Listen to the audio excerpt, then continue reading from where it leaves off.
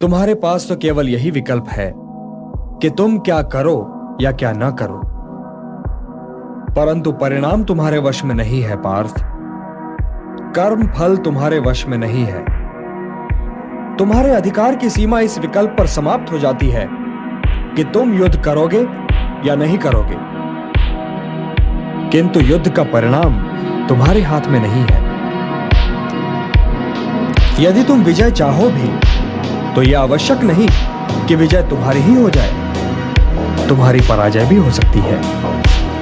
किंतु यदि तुम विजय से मोहित नहीं होगे तो पराजय से भी नहीं घबराओगे।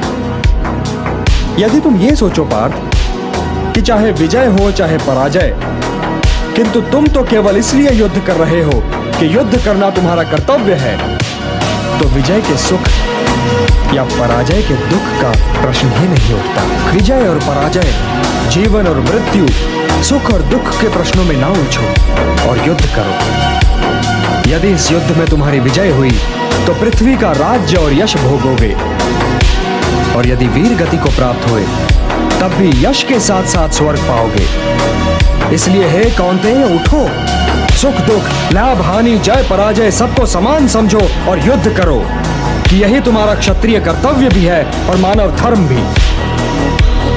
और जो न विजय से सुखी हो और न पराजय से दुखी, वही स्थित प्रज्ञ है, यही कर्म योग है। तुम सर्वश्रेष्ठ धनुर्धर हो, परंतु यदि तुम्हारा आखेट तनिक भी इधर से उधर हो जाए तो तुम चूक जाओगे।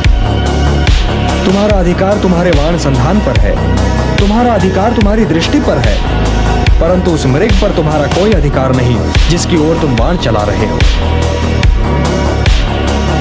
हे धनंजय, सत्पुरुष कभी अपने अधिकारों की सीमा का उल्लंघन नहीं करते।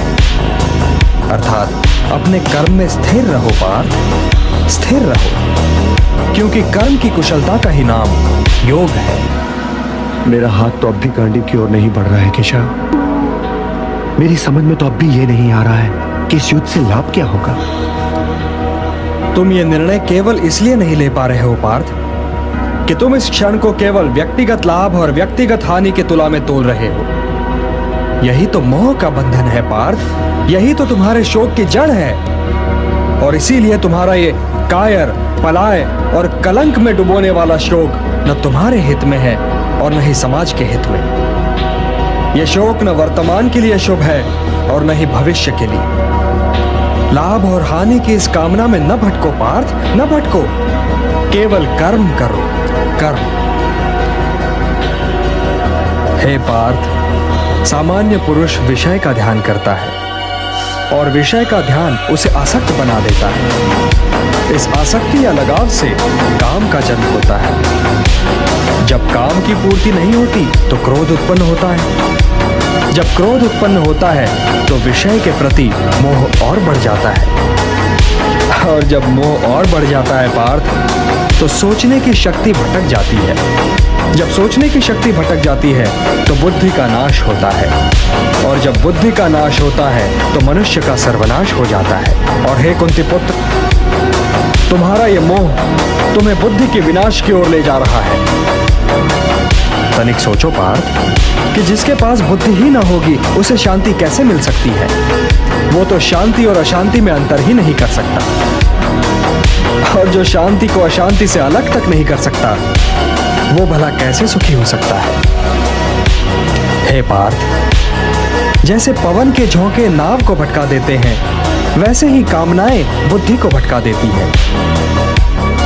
इंद्रियाणाम हि चरताम यन्मनो अनुविधीयते तदस्य हरति प्रज्ञाम वायुर्नावम इवाम्भसि।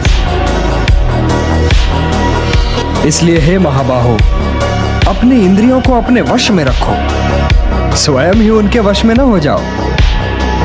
पार्थ, ये बात ध्यान से सुनो और समझो कि जब संसार सोता है तब मुनि जागता है, और जब संसार जागता है तब मुनि सोता है।